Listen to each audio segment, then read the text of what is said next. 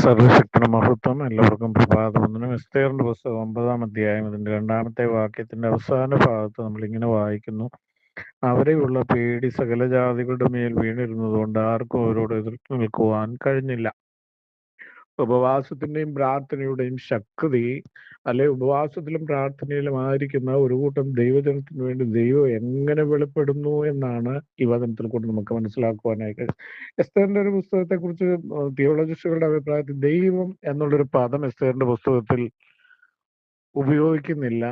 എങ്കിലും എൻ്റെ ജീവിതാനുഭവങ്ങൾ കഴിഞ്ഞ 38 വർഷമായ എൻ്റെ ക്രിസ്ത്യ ജീവിതത്തിന്റെ അനുഭവത്തിൽ എസ്തേറിന്റെ ഓരോ അധ്യായങ്ങളിലും ഓരോ വാക്കുകളിലും എനിക്ക് ദൈവത്തിന്റെ തേജസ്സും ദൈവത്തിന്റെ ശക്തിയും ഈ പുസ്തകത്തിൽ പലപ്പോഴും എൻ്റെ മുമ്പിൽ തെളിഞ്ഞു നിൽക്കുന്നതായിട്ട് എനിക്ക് മനസ്സിലാക്കുവാൻ, എൻ്റെ സ്വന്തം ജീവിതാനുഭവങ്ങളിൽ കൂടെ എനിക്ക് മനസ്സിലാക്കുവാൻ കഴിഞ്ഞിട്ടുണ്ട്.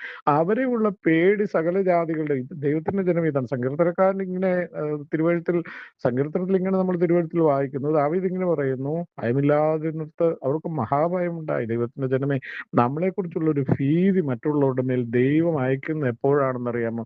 നാം ഒരു പ്രത്യേക വിഷയത്തിന് വേണ്ടി ഉപവസിക്കണം, പ്രാർത്ഥിക്കുകയും ചെയ്യുമ്പോൾ നാം അറിയാതെ തന്നെ നമുക്ക് ഈ ലോകപ്രകാരം ഒരു ജാതികളോടും പോരാടുവാനോ ഒരു ശക്തന്മാരെന്നാ. കാരണം നമ്മൾ ഭൂമിയിലായിരിക്കുമ്പോൾ ഒരു ഭാഗത്ത് നമ്മൾ നോക്കുമ്പോൾ നമ്മൾ സമ്പന്നരല്ല, നമ്മൾ ശക്തരല്ല, നമുക്ക് ഒരുപാട് ബലഹീനത, നമുക്ക് പൊളിറ്റിക്കൽ പവർ ഇല്ല, മസിൽ പവർ ഇല്ല, നമുക്ക് ഫിനാൻഷ്യൽ പവർ ഇല്ല. പക്ഷേ ഒരു പവർ നമ്മളോടൊപ്പം എപ്പോഴും ഉണ്ട്. ആ ഒരു സത്യം മനസ്സിലാക്കി വേണം ദൈവത്തിന്റെ പൈതൽ ജീവിക്കാൻ. എപ്പോഴാണ് ദൈവം പ്രകടമാകുന്നത്? എൻ്റെ ജീവിതത്തിൽ ഞാൻ ജോലിയോടുള്ള ബന്ധത്തിൽ വലിയ വലിയ പ്രതിസന്ധികൾ അഭിമുഖിച്ചിട്ടുള്ള സന്ദർഭമുണ്ട്.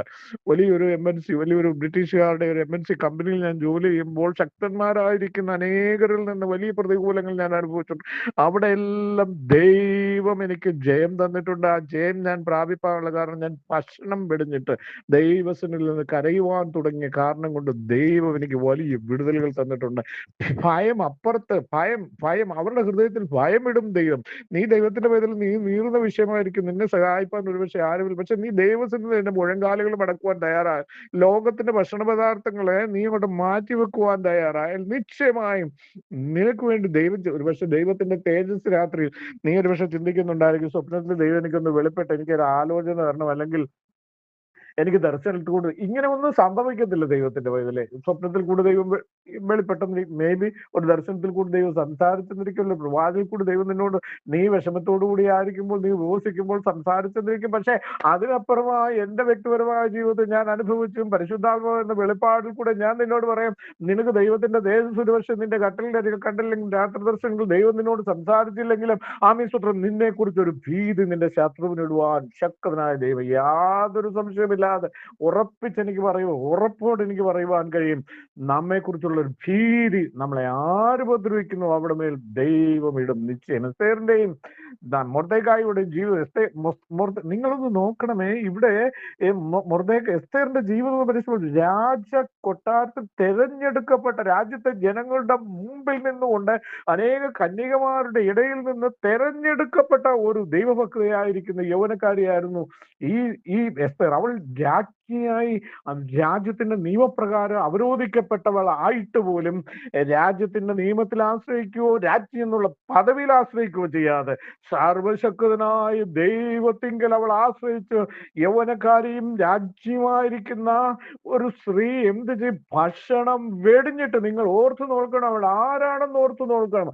അവിടെ അന്തപുരത്തിന്റെ അവസ്ഥ നിങ്ങളൊന്ന് ഓർത്തു നോക്കണം. അവളുടെ ചുറ്റും ആയിരക്കണക്കിന് പരിചാരികമാരുണ്ടെന്ന് നിങ്ങൾ ഓർത്തു നോക്കണം. എങ്കിലും ദൈവത്തിന്റെ ജനത്തിന്, അവൾക്ക് എന്തെങ്കിലും ദുഃഖമുണ്ടോ, അവൾക്ക് എന്തെങ്കിലും ഭാരമുണ്ടോ, അവൾക്ക് എന്തെങ്കിലും കുറവുണ്ടോ, പക്ഷെ ദൈവത്തിന്റെ ജനത്തിന് വേണ്ടി അവരുടെ പ്രാണനെ ആമീൻ വാളിൽ നിന്ന് രക്ഷിപ്പാൻ അവൾ ഭക്ഷണ പദാർത്ഥങ്ങളെ വെടിഞ്ഞിട്ട് ദൈവത്തിന്റെ ഉപവസിക്കുവാൻ തയ്യാറായപ്പോൾ അവരെയുള്ള പേടി സകല ജാതികളുടെ മേലും. ദൈവത്തിന്റെ പേരിൽ ദിവസങ്ങളിൽ ഭാരത്തിലായിരിക്കുന്നു, പ്രയാസത്തിലായിരിക്കുന്നു, സങ്കടപ്പെടേണ്ട, ഭാരപ്പെടേണ്ട.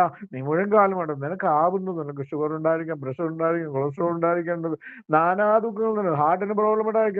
പക്ഷെ ദൈവം നിന്നെ പ്രൊട്ടക്ട് ചെയ്യും. ദൈവസന്നിധിയിൽ നീതിയുള്ള ഒരു വിഷയത്തിന് വേണ്ടിയാണ് നീ മുഴങ്കാലുകൾ മടങ്ങിയിരിക്കുന്ന, ഈ ഭക്ഷണം ഉപയോഗിച്ചിരിക്കുന്നെങ്കിൽ ഞാൻ ഉറപ്പായിട്ട് നിങ്ങൾക്കൊരു ഉറപ്പ് തരാം: ദൈവം നിന്നെ പ്രൊട്ടക്ട് ചെയ്യും. അവരെയുള്ള പേടി, നിന്നെയുള്ള പേടി സകല, അപ്പോൾ അവർ നിന്നെ ഉപദ്രവിക്കുന്ന മതിയാക്കി അവർ ഓടിപ്പോകുവാൻ കൊണ്ടുമിടയാകും. ദൈവത്തിന്റെ ജനമേ, ദൈവത്തിന്റെ വചനങ്ങൾ നമുക്ക് ആശ്രയിക്കാം, ദൈവത്തിന്റെ വചനങ്ങൾ നമുക്ക് വിശ്വസിക്കാം. ദൈവവചനങ്ങളാൽ നമ്മളെ സഹായിക്കുമാറാകട്ടെ.